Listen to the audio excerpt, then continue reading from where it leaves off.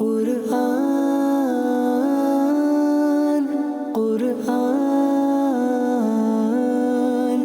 কুরআন কুরআন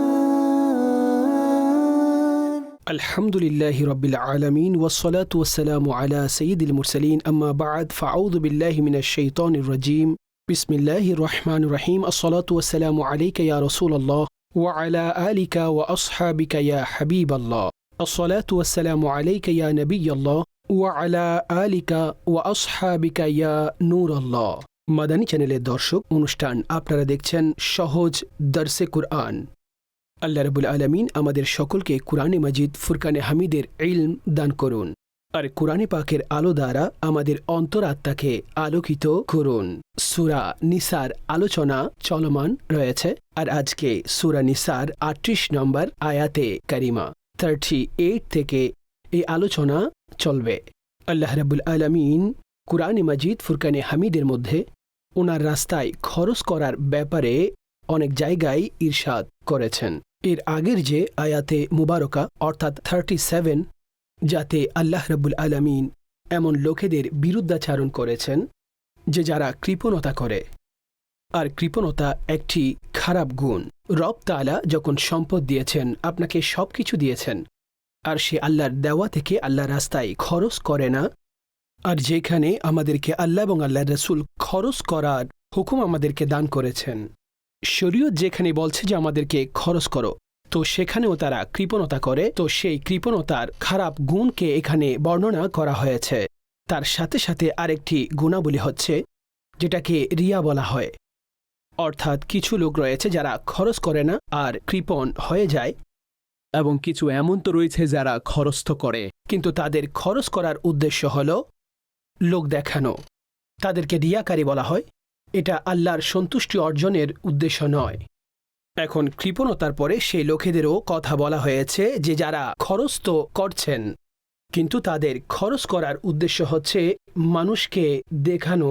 এটাও একটি মন্দ গুণ। এখান থেকেও আমাদেরকে বাঁচতে হবে। আল্লাহর সন্তুষ্টি অর্জনের জন্য নিজের সম্পদকে আল্লাহর রাস্তায় খরচ করতে হবে। রব তাবারক ওয়া তাআলা ইরশাদ করছেন, বিসমিল্লাহির রহমানির রহিম, والذين ينفقون أموالهم رئاء الناس ولا يؤمنون بالله ولا باليوم الآخر ومن يكن الشيطان له قرينا فساء قرينا।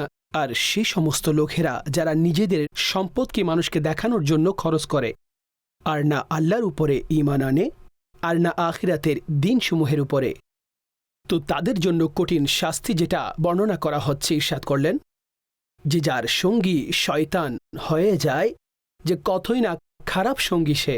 তো এখানে সম্পদও যাচ্ছে, খরচও হচ্ছে, কিন্তু সেই খরচ কিভাবে হচ্ছে? রিয়া আন-নাস, মানুষকে দেখানোর মাধ্যমে। আর এটি খারাপ গুণ। তার বিরুদ্ধাচারণ যতই করা হোক না কেন, এটা কম হবে। রাসূলুল্লাহ সাল্লাল্লাহু আলাইহি ওয়াসাল্লাম এই উম্মতের জন্য বললেন, তোমাদের ব্যাপারে আমার ছোট শিরিকের ভয় হয়। শিরিকে আসগার অর্থাৎ শিরিকে খফি যাকে বলা হয়, অর্থাৎ দেখানো, রিয়াকারী ব্যক্তি আমল তো করছে, কিন্তু তাদের উদ্দেশ্য হচ্ছে মানুষের সন্তুষ্টি। তাদের উদ্দেশ্য মানুষের সন্তুষ্টি। আর কিয়ামতের দিন এই সমস্ত লোকদেরকে বলা হবে যে তোমরা যার জন্য আমল করেছো তার কাছ থেকে পুরস্কার নিয়ে নাও, অর্থাৎ তাদের কাছ থেকে পুরস্কার নাও। তো এই জন্য যারা সম্পদ খরচ করবেন, নামাজ পড়বেন, নেক আমল করবেন, তো তার উদ্দেশ্য হবে আল্লাহর সন্তুষ্টি। তো এই জন্য রেওয়ায়েতের মধ্যে বর্ণনা করা হয়েছে যে ব্যক্তি একাকী নামাজ পড়বেন, তো তিনি সেইভাবে পড়বেন যে যেইভাবে লোকেদের সামনে তিনি পড়েন, অর্থাৎ লোকেদের সামনেও পড়লে তখন নামাজের আরকান ইত্যাদি এই সমস্ত কিছু খেয়াল রেখে তিনি পড়েন। একাকী পড়ার সময়ও এই পদ্ধতিতে পড়ছেন। আল্লাহ তাআলা এই ব্যক্তির ব্যাপারে বলেন যে এটা আমার সত্যিকার অর্থে বান্দা, ইনি একনিষ্ঠ বান্দা, যে যিনি একাগ্রতা, একনিষ্ঠতা, একাকী এবং মানুষের সামনে একই পদ্ধতিতে, অর্থাৎ সেখানেও রবের সন্তুষ্টি উদ্দেশ্য, এই জন্য উত্তম পদ্ধতিতে আমল করছেন, আর একাকীও রবের সন্তুষ্টি উদ্দেশ্য, এই জন্য উত্তম পদ্ধতিতে আমল করছেন। তো এখানে ইরশাদ করেছেন, والذين ينفقون أموالهم رئاء الناس, আর যারা নিজেদের সম্পদ খরচ করেন মানুষকে দেখানোর জন্য, ولا يؤمنون بالله ولا باليوم الآخر, আর না তারা আল্লাহর উপর ঈমান রাখে, না আখিরাতের দিনের উপরে। ওয়ামাই ইয়াকুনি শাইতানু লাহু করিনান ফাসাআ করিনা। আর শয়তান যার সঙ্গী কতই না খারাপ সঙ্গী। এখন যারা দেখানোর জন্য আমল করেন কিংবা এমন কাজ করেন যা শয়তানি কাজ, তার উদ্দেশ্য হচ্ছে তার প্রত্যেক কাজের মধ্যে শয়তান তার সঙ্গী হয়ে আছে, সে কতই না খারাপ সঙ্গী। শয়তানের তো প্রথম কাজই এটি, মানুষকে নেকির কাজ থেকে বিরত রাখা। সে নেকি থেকে বাধা দেয়, এখন বিভিন্ন বাধা প্রদান করে, অর্থাৎ আমলের দিকে মানুষ আসতে পারে না। কিন্তু যদি ব্যক্তি তাকে ছুঁড়ে ফেলে দেয় আর তার চিন্তাকে ছুঁড়ে ফেলে দেয়, অর্থাৎ কাউকে নিষেধ করা তুমি আল্লাহর রাস্তায় খরচ করবে না, তাকে দারিদ্রতার ভয়, তাকে মূল্যবৃদ্ধির ভয়, তাকে অন্যান্য পেরেশানির ভয় মাথার মধ্যে দেওয়া যে তুমি আল্লাহর রাস্তায় খরচ করো না, প্রথমত তার এই আমলটি শয়তানের পক্ষ থেকে হয়ে থাকে। কিন্তু ব্যক্তি যখন সেই ওয়াসওয়াসাকে ছুঁড়ে ফেলে দেয় আর আল্লাহর রাস্তায় খরচ করার দিকে অগ্রসর হয় আর তিনি খরচ করেন, এখন ভিন্ন বাহানা শয়তানের তখন সেই ক্ষেত্রে এটা হয়ে থাকে কোনো না কোনোভাবে যেন তার সওয়াবগুলোকে নষ্ট করে দেওয়া হয়। অর্থাৎ প্রথমে আমল করতে না দেওয়া, আর যদি আমল করে নেন তো এমন কিছু করে বসে যাতে তার সওয়াব নষ্ট হয়ে যায় আর তাকে রিয়াকারী অর্থাৎ লোক দেখানোর মধ্যে ঢেলে দেয়। আর এই বিষয়টি এমন শয়তানের পক্ষ থেকে তার কাছে ওয়াসওয়াসা আসে আর তখন সেগুলোর মধ্যে পড়ে যায়। তখন তার চেষ্টাও থাকে যে সেটা চাই টিভি হোক, সংবাদপত্র কিংবা সদকাও তিনি করতে গেলে তো এই সব কিছুই সে চায় যে প্রচারের মাধ্যমে তাকে প্রচার করা। তো এগুলো থেকে আমাদের বাঁচতে হবে। হ্যাঁ দর্শক, এখানে আরেকটি বিষয় আমি আরজ করব। আমরা কারো অন্তরের ব্যাপারে জানি না, এই জন্য আমাদের প্রত্যেকের ব্যাপারে ভালো ধারণা রাখতে হবে। এই কথা তার ব্যাপারে বলছি যে নিজে খরচ করে, সে নিজে খরচকারী, তার নিয়ত ভালো হলে সওয়াব, আর যদি তার নিয়তের মধ্যে দেখানো থাকে তো তখন সওয়াব তো তার নষ্ট হয়ে যাবে, বরং তার লোক দেখানোর ব্যাপারে সে গুনাহগার হবেন। তো এই আয়াতের মধ্যে লোক দেখানোর বিরুদ্ধাচারণ করা হয়েছে। আর পরবর্তী আয়াতে মুবারকা যাতে আল্লাহ পাক নিজেই নিজের বান্দাদেরকে ইরশাদ করছেন, যদি সে আল্লাহর সন্তুষ্টির জন্য আল্লাহর দেওয়া সম্পদ থেকে খরচ করেন তো তার জন্য কি রয়েছে, তিনি সওয়াবও পাবেন, পুরস্কারও পাবেন। তো ইরশাদ করেছেন, ওয়া মাযা আলাইহিম লাউ আমানু বিল্লাহি ওয়াল ইয়াউমিল আখির ওয়া আনফাকু মিম্মা রাযাকাহুমুল্লাহ ওয়া কানা আল্লাহু বিহিম আলিমা। আর যদি সেই ব্যক্তি আল্লাহ এবং আখিরাতের উপরে ঈমান আনেন আর আল্লাহর দেওয়া রিজিক থেকে তার রাস্তায় খরচ করতেন তো তার কি ক্ষতি ছিল, আর আল্লাহ তাকে জানেন, আল্লাহ তার ব্যাপারে জানেন। অর্থাৎ আল্লাহ অন্তরের অবস্থা, অন্তরের পরিস্থিতির ব্যাপারে জানেন, অন্তরে উদ্রেক হওয়া চিন্তা এগুলো জানেন। ইন্নাল্লাহা লা ইয়ানজুরু ইলা সুওয়ারিকুম ওয়ালাকিন ইয়ানজুরু ইলা কুলুবিকুম। হাদিসে পাক ইরশাদ হয়েছে, আল্লাহ তোমাদের আকৃতি দেখেন না, আল্লাহ তোমাদের অন্তরসমূহ দেখেন। তো অন্তরের মধ্যে এই বিষয়গুলোর নিয়তসমূহ প্রকাশ পাওয়া, নিয়তকে উপস্থিত করা যে আমি আল্লাহর সন্তুষ্টি আর আল্লাহর আনুগত্যে এগুলো করছি। তো বললেন যে এটা করলে সে লোকেদের কি যেত, অর্থাৎ ঈমান গ্রহণ করত। এক হচ্ছেন তারা যারা ঈমানও আনেনি আর খরচ করছে। এখন এই খরচ করা তো তাদের জন্য যখন ঈমানেরই সিফাত নয়, অতঃপর বাকি বিষয়ের উপরে কোনো পুরস্কারের বিধান তো তাদের জন্য নেই। তো প্রথম আমল হচ্ছে এটাই যে ঈমান আনবে, আখিরাতের দিনের উপরে ঈমান আনবে, অতঃপর আল্লাহর দেওয়া রিজিক থেকে খরচ করবে, পুরস্কার সওয়াব পাবে। এইভাবে আল্লাহ কারো নেকিকে এইভাবে নষ্ট করে দিবেন না, অর্থাৎ কোনো কারণ ছাড়া কারো নেকিকে এইভাবে নষ্ট করে দিবেন। তো হতে পারে এমন সন্দেহ মাথায় আসতে পারে যে একজন ব্যক্তি খরচ করলেন আর তার সওয়াবও নষ্ট হয়েছে, হয়তো দেখানোর কারণে কিংবা অন্য কোনো কারণে। তো কোনো একটি কারণ তো ছিল যে কারণে তার সওয়াব নষ্ট হয়েছে, কিন্তু যদি কোনো কারণ না থাকতো তো এই নেকি তার নামায়ে আমলের মধ্যে থেকে যেত, বরং আল্লাহ 2 গুণ 3 গুণ করে তাকে এই সওয়াবগুলো দান করতেন। আল্লাহ রাব্বুল আলামিন পরবর্তী আয়াত নাম্বার 40-এ ইরশাদ করছেন, ইন্নাল্লাহা লা ইয়াযলিমু মিসকালা যাররাহ ওয়া ইন তাকু হাসানাতান ইউদাইফহা ওয়া ইউতি মিন লাদুনহু আজরান আযীমা। নিঃসন্দেহে আল্লাহ একটি কণা সমপরিমাণও জুলুম করেন না, একটি কণা সমপরিমাণও জুলুম করেন না। আর কেউ যদি নেকির কাজ করেন তখন তিনি সেটাকে অনেক গুণ বর্ধিত করেন, অনেক গুণ বাড়িয়ে দেন, আর নিজের কাছ থেকে অনেক বড় সওয়াব তিনি দান করেন। তো আল্লাহ রাব্বুল আলামিন এই বিষয়গুলো থেকে পাক যে তিনি কণা পরিমাণও কারো উপর জুলুম করেন না। অর্থাৎ জুলুম দ্বারা উদ্দেশ্য হচ্ছে কেউ নেকি করেছেন, এখন তিনি নেকির সওয়াব পাবেন না, তিনি নেকির পুরস্কার পাবেন না, সে ফলাফল পাবেন না, এটা এক ধরনের জুলুম। আল্লাহ এখান থেকেও পাক। যে রব তাআলা কোনো কারণ ব্যতীত কারো নেকিকে নষ্ট করবেন এমনটা নয়, বরং তাকে পরিপূর্ণরূপে তার পুরস্কার সওয়াব দান করবেন। হ্যাঁ, কোনো কারণ যদি সেই বান্দার পক্ষ থেকে পাওয়া যায়, তো যেহেতু সেটা আল্লাহ এবং রাসূল এটা নিষেধ করেছেন, সে যে খরচ করছে এটা দেখানোর জন্য, রিয়াকারের জন্য যেন করা না হয়, তো কারো অন্তরে যদি আল্লাহর আনুগত্যের জন্য আল্লাহ তাআলাকে সন্তুষ্ট করার চিন্তা মনোবাসনা তার অন্তরে থাকে, তো আল্লাহ কারো আমলকে নষ্ট করবেন না, বরং তার উপরে আরও কয়েক গুণ বাড়িয়ে আল্লাহ সওয়াব দান করবেন। আর তার আরেকটি অর্থ এটাও রয়েছে, কোনো ব্যক্তির যতটুকু শাস্তি প্রাপ্য রয়েছে তার অধিক তাকে শাস্তি দেওয়া হবে না, অর্থাৎ জুলুম যতটুকু শাস্তি ততটুকু। তো আল্লাহ রাব্বুল আলামিন এখান থেকে পাক যে তিনি এক কণা পরিমাণও কারো উপরে জুলুম করবেন।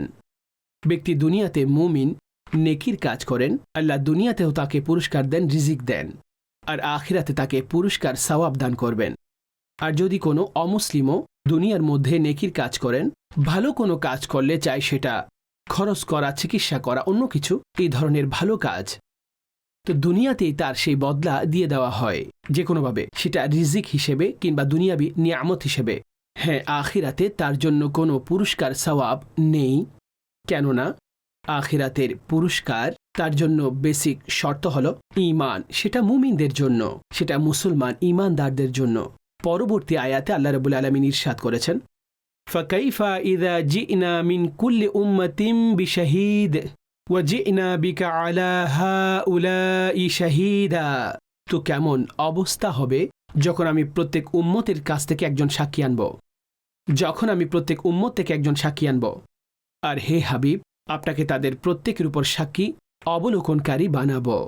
অর্থাৎ যখন কিয়ামতের দিন আম্বিয়াগণ সাক্ষী দিবেন, সেটাও আপন উম্মতের ব্যাপারে, তাতে যারা ভালো কাজ করেছেন, খারাপ কাজ করেছেন, যারা ঈমানদার, যারা কাফির, মুনাফিক রয়েছে, তাদের ব্যাপারে যখন সাক্ষী দেওয়া হবে, তো বললেন যে তাদের অবস্থা কেমন হবে। ফাকাইফা ইযা জি'না মিন কুল্লি উম্মাতিন বিশাহীদ, যখন প্রত্যেক উম্মতের একজন সাক্ষী হবে। আর কেমন হবে? রাসূলুল্লাহ সাল্লাল্লাহু আলাইহি ওয়াসাল্লামকে ওয়া জি'না বিকা আলা হাউলাই শাহীদা, আর সকলের উপর রাসূলুল্লাহ সাল্লাল্লাহু আলাইহি ওয়াসাল্লামকে সাক্ষী করে আনা হবে, আর রাসূলুল্লাহ আলাইহিস সালাম তাদের সত্যায়ন করবেন, সাক্ষী দিবেন। কুরআনে মাজিদ ফুরকানে হামিদের সূরা বাকারার মধ্যেও এমন একটি বিষয় রয়েছে যাতে বলা হয়েছে ওয়া ইয়াকুনার রাসূলু আলাইকুম শাহীদা, আর এই উম্মতকে অর্থাৎ উম্মতে মুহাম্মাদীকে মধ্যমপন্থী উম্মত বলা হয়েছে, আর এই উম্মতের ফজিলতও রয়েছে, আর এই উম্মত সাক্ষী দিবেন, আর রাসূলুল্লাহ সাল্লাল্লাহু আলাইহি ওয়াসাল্লাম সবার উপর সাক্ষী দিবেন। বিষয়টি এমন হবে যখন আল্লাহ পাক পূর্ববর্তী উম্মতদেরকে, পূর্ববর্তী আগের আম্বিয়ায়ে কেরাম আলাইহিমুসসালাম, সেই উম্মতের লোকদেরকে আর যারা কাফের হবে তাদেরকে যখন জিজ্ঞেস করা হবে যে তোমাদের কাছে কোনো ভীতি প্রদর্শনকারী কি আসেনি, ভীতি প্রদর্শনকারী কি কেউ আসেনি, অর্থাৎ আল্লাহর নবীগণ কি তোমাদের কাছে আসেনি, তারা আল্লাহর আহকাম তোমাদেরকে বলেনি, তারা বলবে আমাদের কাছে কেউ আসেনি, আমাদের কাছে কেউ আসেনি। আম্বিয়ায়ে কিরাম আলাইহিমুসসালামগণ তাদের সামনে সাক্ষী দিবেন। আম্বিয়ায়ে কিরাম তাদের মিথ্যা প্রতিপন্ন করবেন যে তারা মিথ্যা বলছে, আমরা এই ব্যাপারে ভীতি প্রদর্শনকারী ছিলাম, আল্লাহর পায়গাম তাদেরকে আমরা শুনিয়েছি, তাওহীদের শিক্ষা দিয়েছি, সব কিছুই করেছি আমরা, তারা মিথ্যা বলছে। অতঃপর আম্বিয়ায়ে কিরাম আলাইহিমুসসালাম ওনাদের উপর যে সাক্ষী হবেন তারা উম্মতে মুহাম্মাদী, অর্থাৎ তাদের কাছে যে সাক্ষী তালাশ করা হবে তারা হবেন উম্মতে মুহাম্মাদী, অর্থাৎ উম্মতে মুহাম্মাদীর পক্ষ থেকে আমাদের সাক্ষী। তো এই উম্মত তারা সাক্ষী দিবেন, এই উম্মত তখন সাক্ষী দিবেন। যখন এই উম্মত সাক্ষী দিবেন, তো কাফেররা বলবেন এই উম্মত তারা কিভাবে সাক্ষী দিবে, তারা তো পরবর্তীতে এসেছে, তারা কিভাবে সাক্ষী দিবে আমাদের ব্যাপারে। তো এই ব্যাপারে উম্মতে মুহাম্মাদীগণ এটা বলবেন যে আমাদের নবী সাল্লাল্লাহু আলাইহি ওয়াসাল্লাম যেহেতু আমাদেরকে বলেছেন, উনার উপর কুরআন আল্লাহ নাযিল করেছেন, তো এই ব্যাপারে আমাদের জ্ঞান একেবারে পুক্ত, এই জন্য আমরা সাক্ষী দিচ্ছি। অতঃপর সকলের উপর রাসূলুল্লাহ আলাইহিস সালাম সাক্ষী হবেন, সকলের উপর হুজুর আলাইহিস সালামের সাক্ষী থাকবে। ওয়া ইয়াকুনার রাসূলু আলাইকুম শাহীদা, হুজুর আলাইহিস সালাম সবার উপর সাক্ষী দিবেন। তো এখানেও এই কথা ইরশাদ করা হয়েছে প্রত্যেক উম্মতের মধ্যে একজন সাক্ষী, আর ওনাকে সকলের উপর সাক্ষী হিসেবে আনয়ন করা হবে, তিনি সকলের সাক্ষী হবেন। আল্লাহু আকবার। এখানে আরেকটি বিষয় আরজ করব যে এখানে যে সাক্ষী দেওয়া দ্বারা উদ্দেশ্য, এটা দ্বারা উদ্দেশ্য নেককার সলেহীন, যারা সত্যবাদী, মুখ যাদের সত্য, এটা দ্বারা উদ্দেশ্য তারা, অর্থাৎ সেই সমস্ত ব্যক্তি যাদের সাক্ষী শোনা হবে, যাদের সাক্ষী নেওয়া হবে, উনারাই উদ্দেশ্য। আমাদেরও সোয়ালিহিনদের কাতারে অন্তর্ভুক্ত হওয়া উচিত। আর নিজের মুখকে সত্যবাদিতা এর গুণ দ্বারা সজ্জিত করা উচিত। সত্যবাদিতার গুণ যার নসিব হয়ে যায়, মিথ্যা যার কাছ থেকে দূরে সরে যায়, তো তিনি আল্লাহর রহমতে, আল্লাহর বারেগাহেও সিদ্দিক তার জন্য লিখে দেওয়া হয়, অর্থাৎ তার ব্যাপারে সত্যবাদী লিখে দেওয়া হয়।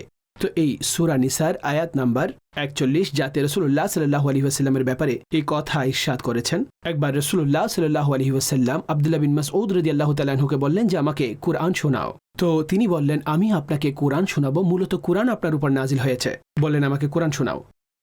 তো তিনি কুরআন শোনাতে লাগলেন, শোনাচ্ছেন, এমনকি সূরা নিসা তিনি পাঠ করছেন।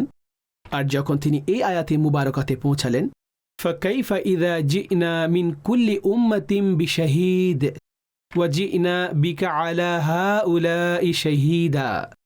তো নবী পাক আলাইহিস সালাম তাকে থামিয়ে দিলেন, অর্থাৎ যথেষ্ট তাকে থামিয়ে দিলেন।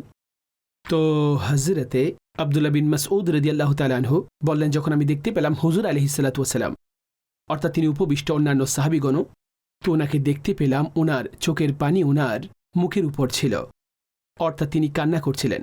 অতঃপর এই আয়াতে মুবারকার মধ্যে তিনি ওনাকে থামিয়ে দিলেন। আর হুজুর আলাইহিস সালামকে বলা হলো যে আপনাকে সকলের উপরে সাক্ষী হিসেবে পেশ করা হবে।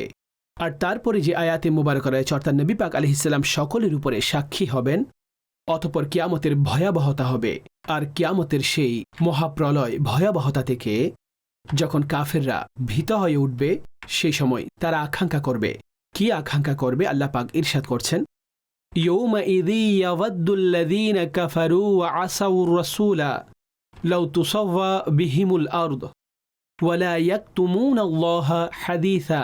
সেদিন কাফের আর রসুলের নাফরমানরা আকাঙ্ক্ষা করবে, হায় যদি তাদেরকে মাটিতে দাফন করে জমিন সমান করে দেওয়া হতো, আর তারা কোনো কথা আল্লাহর কাছ থেকে গোপন করতে পারবে না। অর্থাৎ কিয়ামতের দিন তাদের এক ধরনের এটা আকাঙ্ক্ষা থাকবে, যখন কিয়ামতের ভয়াবহতা, অতঃপর যা তাদের কাছ থেকে জিজ্ঞেস করা হবে। আর কাফেররা সে সময় এটা বলবে আমরা শিরিক করিনি, অর্থাৎ তারা বলবে আমরা শিরক করিনি, আমরা মুশরিক ছিলাম না। অতঃপর তাদের মুখে তাদের জবানে একটি মোহর অঙ্কিত করা হবে, তাদের অঙ্গ বলবে তারা সাক্ষী দিবে। তো আল্লাহর কাছ থেকে তারা কিছু গোপন করতে পারবে না, আর তাদের এটা আকাঙ্ক্ষা থাকবে। ইয়াউমাইযি ইয়াওয়াদ্দুল্লাযীনা কাফারু ওয়া আসাউর রাসূল। সেদিন যারা কাফের এবং রসুলের অবাধ্য যারা হয়েছিল তারা আকাঙ্ক্ষা করবে, লাউ তুসাওয়া বিহিমুল আরদ, হায় মাটিতে দাফন করে জমিন যদি তাদের উপর বরাবর করে দেওয়া হয়। দর্শক, এই আয়াত তো বিশেষ করে কাফেরদের সাথে সংশ্লিষ্ট, কিন্তু আমাদের সকলেরও এভাবে গাফেল থাকা উচিত নয়। নিজের আখিরাত, ঈমানের উপর পরিসমাপ্তি, ঈমানের সংরক্ষণ, এই সব বিষয়ে আমাদের খেয়াল রাখতে হবে। আর ওই সমস্ত আমল আমাদেরকে করতে হবে যে যাতে ঈমান সংরক্ষণ হয়, আর ঈমান নষ্টকারী সমস্ত কাজ থেকে আমাদেরকে বাঁচতে হবে। সে সমস্ত কাজ থেকে নিজেকে বাঁচাতে হবে। আখিরাতের ভয় থেকে নিজেকে একেবারে আলাদা করে রাখা। বাস আমরা তো জান্নাতি মানুষ, আমরা এই আমল করেছি, বাস পাক্কা জান্নাতি। এই বিষয়গুলো যদি আমরা সাহাবায়ে কেরাম আলাইহিম রিদওয়ানের কাছে দেখি, তাহলে আখিরাতের ভয়, আল্লাহর ভয় তাদের মধ্যে কেমন ছিল। সেই সমস্ত হাস্তিগণ যাদের ব্যাপারে রাসূলুল্লাহ সাল্লাল্লাহু আলাইহি ওয়াসাল্লাম জান্নাতি বলেছেন, যাদের ব্যাপারে কুরআন জান্নাতি হিসেবে আখ্যায়ন করেছেন, রাসূলুল্লাহ আলাইহিস সালামের জবান মুবারক যাদের ব্যাপারে জান্নাতি হওয়ার সাক্ষী দিয়েছেন, তারা অবশ্যই জান্নাতি। কিন্তু তাদের অন্তরেও এক ধরনের এই ভয় অবশ্যই থাকত। আর আল্লাহর এই ভয়, আল্লাহর এই ভীতি, আখিরাতের ভয়, আর নিজের পরিসমাপ্তির ব্যাপারে ভয়। এই জন্য সাহাবায়ে কেরামদের মধ্যে আকাবিরিন যারা ছিলেন তাদের কথা বলবো। হযরত সিদ্দিক আকবর রাদিয়াল্লাহু তাআলা, তিনি একটি পাখিকে দেখার পরে তো যে হায় যদি আমি তোমার মতো হতাম এবং আমাকে মানুষ না বানানো হতো। আল্লাহু আকবার, এটা ওনার ভয়। হযরত উমর রাদিয়াল্লাহু তাআলা আনহু, তিনি ওনার ফরমান যে ওনার আকাঙ্ক্ষা যে আমি একজন ভেড়া যদি হতাম, একটি দুম্বা কিংবা ভেড়া হলে আর ঘরের মানুষ মেহমানদের জন্য জবাই করত, অর্থাৎ যার মধ্যে হিসাব কিতাব এই ধরনের কিছুই নেই। তো আমি একটি ভেড়া হলে, হযরত আবু যার রাদিয়াল্লাহু তাআলা আনহু যিনি বলতেন যে আমি একটি গাছ হলে আমাকে কেটে ফেলা হতো। তো হযরত উসমানে গনি রাদিয়াল্লাহু তাআলা আনহু তিনি বলতেন আমি এটা পছন্দ করি যদি আমাকে মৃত্যুর পরে আর উত্তোলন করা না হয়। এগুলো আকাবিরিন সাহাবাই কেরাম আলাইহিম রিদওয়ানের কথা ছিল। আর এটা কেন বলা হতো? আল্লাহর ভয় ওনাদের অন্তরে ছিল।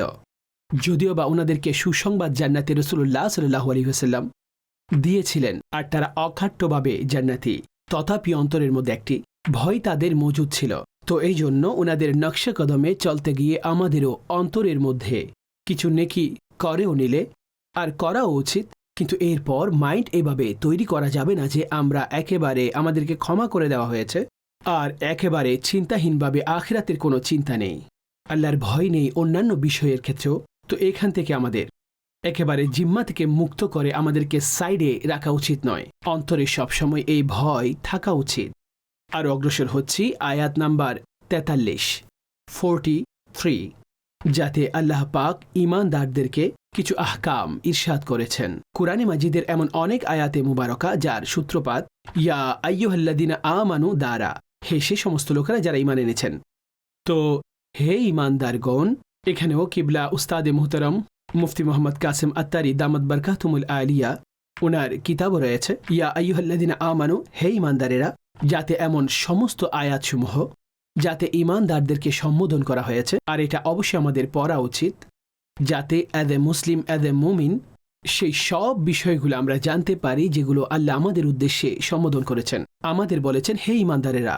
তো কিছু আহকাম এই আয়াতে মুবারকার মধ্যেও ব্যক্ত করা হয়েছে, সেটা শুনবো। ইরশাদ করলেন ইয়া আইয়ুহাল্লাযীনা আমানু লা তাকরাবুস সালাতা ওয়া আনতুম সুকারা হাত্তা তা'লামু মা তাকুলুন।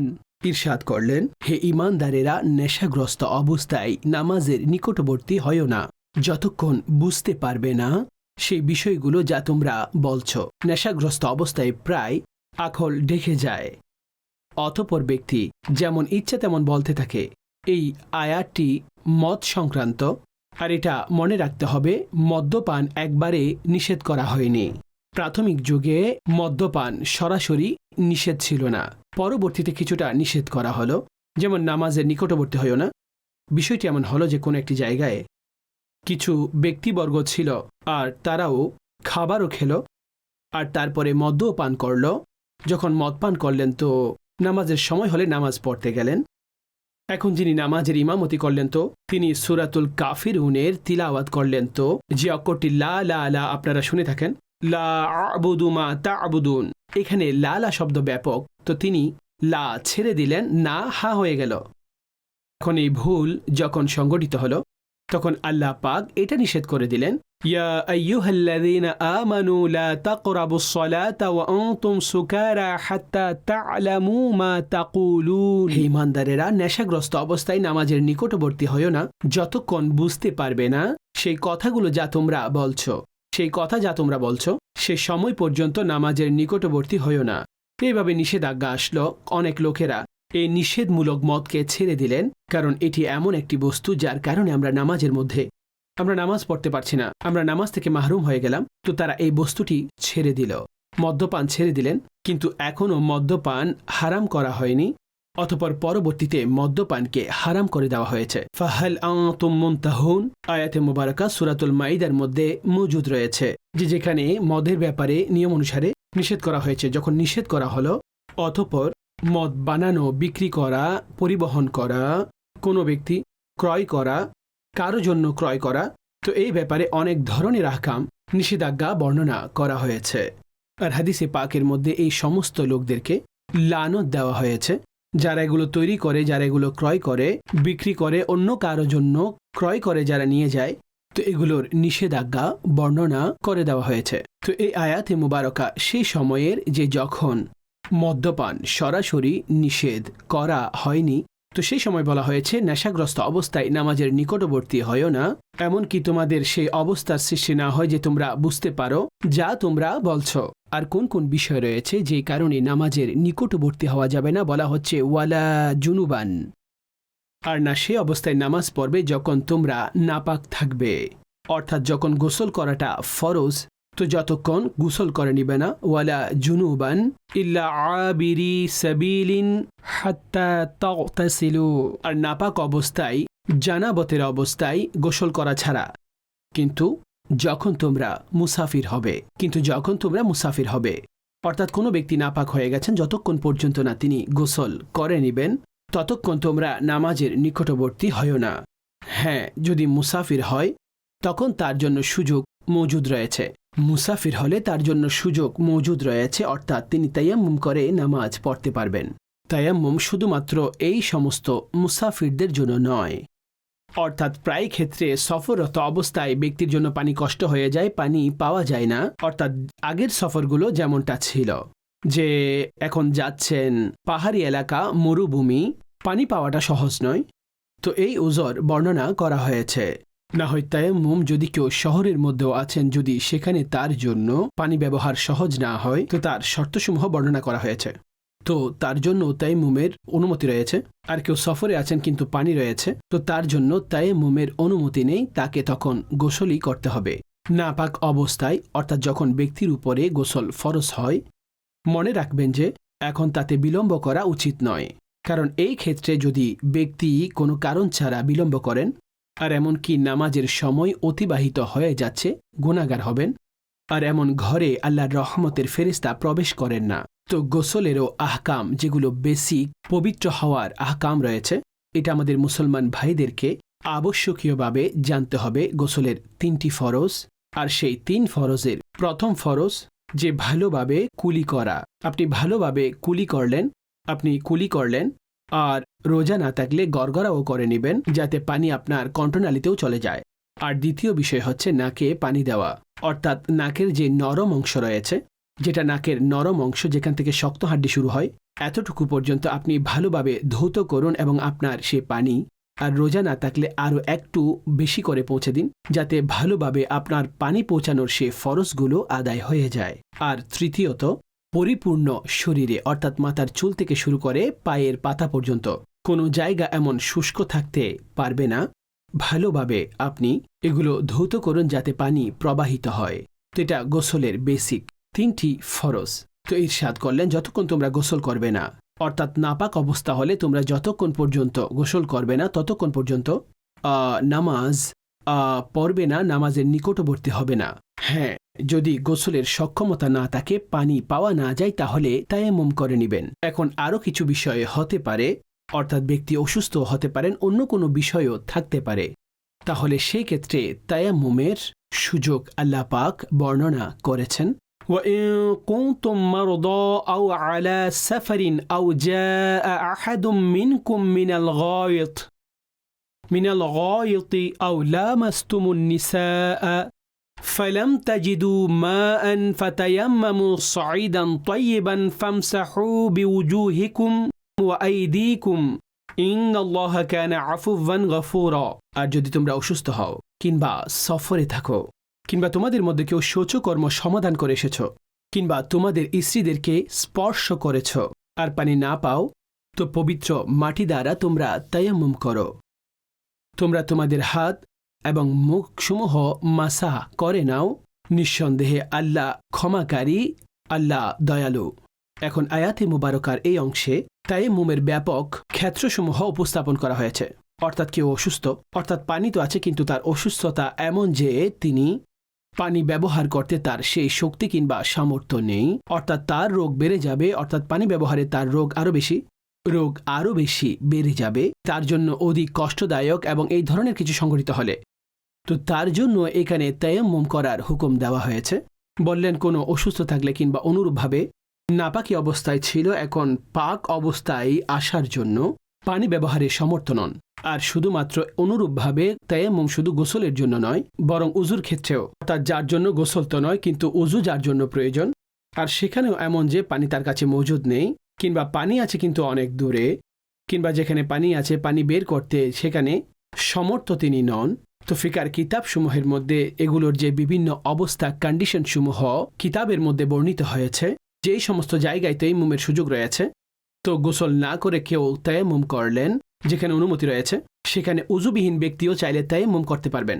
অনুরূপভাবে সেই বোনেরা যারা ওনাদের বিশেষ মাসিক থেকে বের হয়ে পবিত্র পরিশুদ্ধ হয়ে যান, এখন যদি সেখানেও পানির এই অবস্থা হয়, তাদের জন্য তায়াম্মুমের সুযোগ আর সুবিধা রয়েছে। আল্লাহ পাক এই মাটিকে আমাদের জন্য এমন পবিত্র কারি হিসেবে বানিয়ে দিয়েছেন। তো ইরশাদ করা হয়েছে ফাতায়াম্মামু সাঈদান তাইয়্যিবা, সে পাক মাটি দ্বারা তায়াম্মুম করে নাও। আর তায়াম্মুমের মধ্যে কি করতে হবে? ফামসাহু বিউজুহিকুম ওয়া আইদিকুম, নিজেদের মুখমণ্ডল এবং নিজেদের হাতসমূহ মাসাহা করো। নিঃসন্দেহে আল্লাহ ক্ষমাকারী আর অনুকম্পাকারী। এক জায়গায় রসুল পাক আলাইহিস সালাম তাবু স্থাপন করলেন, অনেক লম্বা ঘটনা। তো সেখানে যখন নামাজের সময় হয়ে গেল, তো তিনি দেখতে পেলেন যে পানি তো এখন নেই।